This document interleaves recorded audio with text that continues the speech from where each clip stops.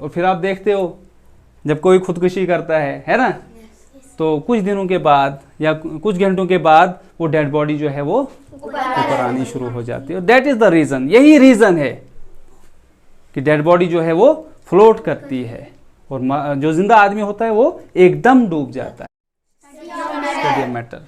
तो आज हम उसका प्रैक्टिकल कर रहे हैं, ठीक है, और उसमें बहुत सारे कंसेप्ट्स आए हैं। और आज जिस कंसेप्ट का हम प्रैक्टिकल करने जा रहे हैं वो एक बहुत बड़ा कंसेप्ट है, वो बहुत अहमियत का हामिल है, और वो कंसेप्ट है डेंसिटी। क्या है? डेंसिटी। मैं ये जानना चाहूँगा कि क्या आप डेंसिटी के बारे में कुछ याद है, कि आप जानते हो डेंसिटी, कि भूल गए आपको? What is density? Mass per unit of a volume is called its density. Right answer. Mass per unit volume. यहाँ पे दो चीज़ें आ रही हैं, दो कंसेप्ट और इससे निकल रहे हैं, एक है मास, एक है वॉल्यूम। तो आप मुझे बता सकते हैं what is mass? Quantity of matter of a substance is called its mass. बहुत अच्छा, बहुत अच्छा। आप मुझे बोलो what is volume? Space occupied by a substance is called volume. बहुत अच्छा, बहुत अच्छा, बहुत ज़बरदस्त, बहुत ज़बरदस्त।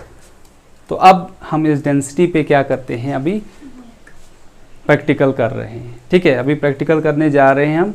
तो आइए, हमारे पास कई चीज़ें हैं यहाँ पे। ये प्लास्टिक है, ये स्टोन है, ये हमारे पास एक वुड का पीस है, और ये भी एक प्लास्टिक की एक चीज़ है, और ये नेल है, ठीक है, और यहाँ पे एक ये नीडल पिन है। तो इनको हम पानी में डालते हैं और वन बाय वन देखते हैं कि इनके साथ कौन सा एक्शन होता है, कौन सी चीज़ें इसमें सिंक हो जाएंगी और कौन सी चीज़ें जो हैं फ्लोट करेंगे। तो सबसे पहले हम यहाँ पे पत्थर उठाते हैं, इस पत्थर को हम इस पानी में डालते हैं। देखिए, देखिए पत्थर के साथ क्या एक्शन हुआ है। अलीमा, क्या हुआ पत्थर के साथ? ये पानी के नीचे चला गया। ये पानी के नीचे चले गया, मतलब सिंक हुआ। हाँ। आइए, अब ये एक वुडन पीस लेते हैं हम, ये डाल दिया हमने इसमें।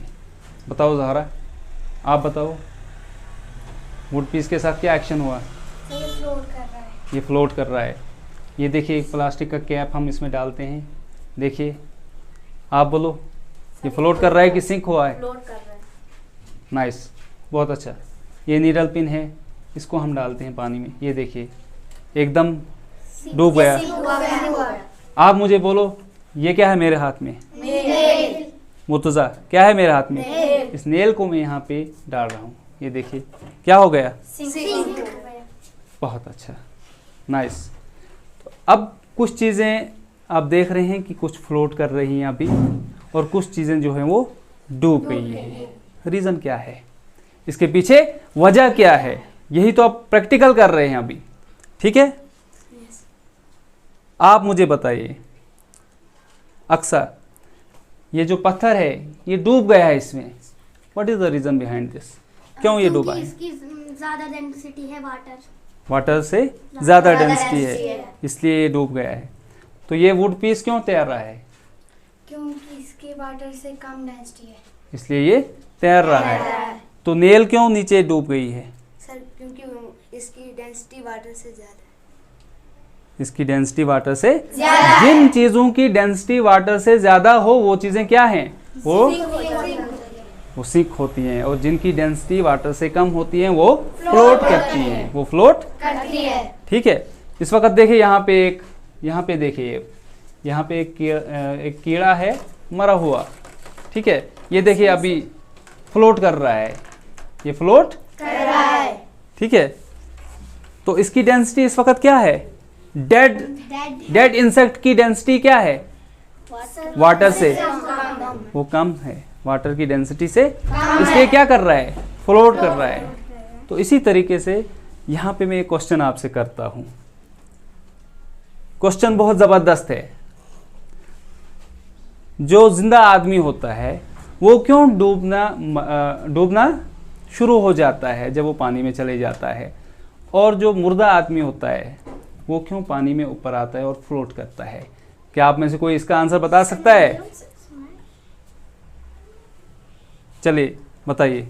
सर क्योंकि इंसान की जो डेंसिटी है वो ऑलमोस्ट इक्वल है पानी के साथ, इसलिए इसको ना ग्रेविटेशनल, जब इंसान पानी में जाता है तो इसको ग्रेविटेशनल, पानी के अंदर जो ग्रेविटेशनल फोर्स, दो फोर्सेस एक्ट करती हैं, हाँ, एक ऊपर की तरफ खींचती है, एक नीचे की तरफ। आप बताइए ऊपर के लिए जो फोर्स खींचती है उसको क्या, और जो नीचे की तरफ हर एक चीज को खींचती है उसको ग्रेविटेशनल फोर्स बताइए आप। जब इंसान, जिंदा इंसान जाता है पानी में तो क्या होता है उसके साथ? तो उसको ग्रेविटेशनल फोर्स नीचे के लिए खींचती है, जिससे वो नीचे नीचे चला जाता है। इस टाइम ग्रेविटेशनल, तो उस वक्त आप बोलिए, उस वक्त बायोंट फोर्स कितनी क्या होती है? मतलब जब ग्रेविटेशनल फोर्स नीचे की तरफ इंसान को खींचती है नीचे की तरफ, ठीक है, जिंदा इंसान को, तो बायोंट फोर्स उस वक्त कम होगी कि ज्यादा होगी? ज्यादा। आप बताइए। कम होगी। कम होगी। बायोंट फोर्स उस वक्त कम होगी, क्योंकि ग्रेविटेशनल फोर्स उस वक्त ज्यादा होगी और वो चीजों को क्या करेगी, खींचेगी। वो इंसान को नीचे की तरफ खींचती है। तो बताइए इससे आगे कंटिन्यू।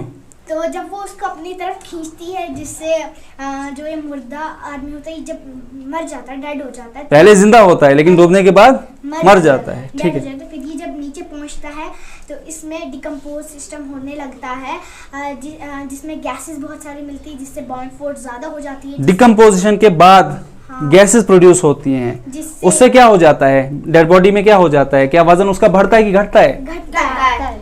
उसका वजन घटता है। उसकी, इसका मतलब उसकी डेंसिटी क्या होगी? जब वजन कम हो जाएगा तो डेंसिटी भी क्या हो जाएगी? कम हो जाएगी। और वो बॉडी कहाँ आएगी? ऊपर आना शुरू हो जाएगी। किसकी वजह से? फिर बायोंट फोर्स इसको ऊपर के लिए ले जाएगी। आपको पता है बायोंट फोर्स क्या करती है? वो चीजों को ऊपर की तरफ खींचती है। तो फिर जब डेंसिटी कम हो जाएगी, इसका वजन भी घट जाएगा डेड बॉडी का, तो वो ऊपर के लिए उस डेड बॉडी को लाएगी। और फिर आप देखते हो जब कोई खुदकुशी करता है ना, तो कुछ दिनों के बाद या कुछ घंटों के बाद वो डेड बॉडी जो है वो ऊपर आनी शुरू हो जाती है। दैट इज द रीजन, यही रीजन है कि डेड बॉडी जो है वो फ्लोट करती है और जो जिंदा आदमी होता है वो एकदम डूब जाता है ना। तो यही रीजन है इसके पीछे। कोई सवाल, एनी क्वेश्चन? सर ये प्लास्टिक तो तैरता है, अगर जी। इंसान भी प्लास्टिक का होता क्या वो भी तैरता? बिल्कुल तैरता अगर होता, लेकिन ऐसा है ही नहीं। कोई और?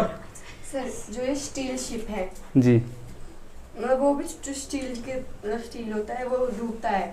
जो स्टील शिप है वो तो डूबती नहीं है, और जो ये नीचे बिल्कुल। है वो डूबता है। स्टील शिप जो होती है वो स्टील की बनी हुई है, स्टील की चीज़ भी डूबती है, लेकिन स्टील शिप डूबती नहीं है। What is the reason behind this?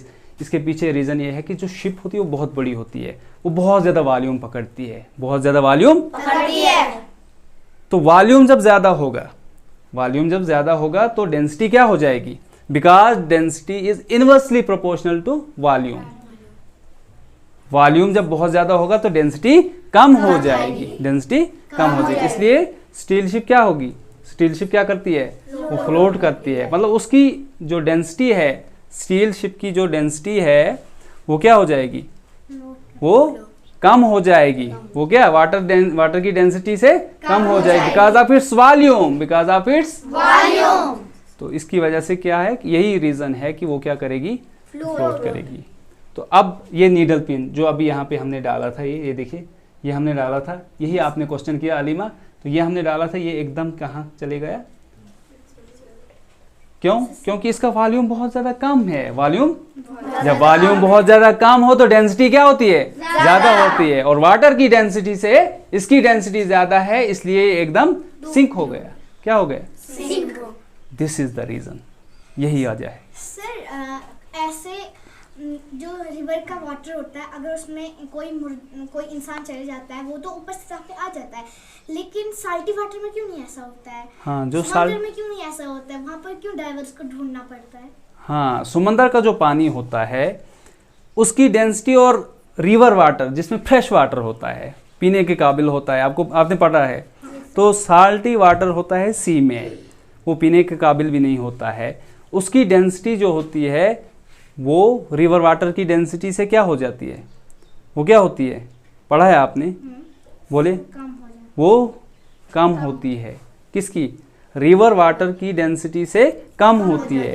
C water की डेंसिटी क्या होती है? ज्यादा सी वाटर की डेंसिटी ज़्यादा होती है, इसलिए सी में जब कोई जाता है तो वो वहीं रहता है, वो ऊपर नहीं आता है।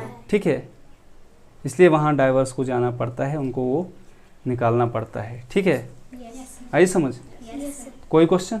सर ये जो पेन है ये तो इससे वुड बी से हल्का है, फिर ये भी सी क्यों है? तो ये अभी हमने किया था, अभी आपके सामने प्रैक्टिकल हो गया। इसके वॉल्यूम की वजह से इसका वॉल्यूम कम है, जिसका वॉल्यूम कम होगा उसकी डेंसिटी ज़्यादा होगी। ठीक है, इसका वॉल्यूम ज़्यादा है, इसकी डेंसिटी क्या होगी? कम होगी। इसलिए क्या करता है? वुड पीस फ्लोट कर रहा है और वो सिंक हो रहा है। तो सबने प्रैक्टिकल समझ लिया?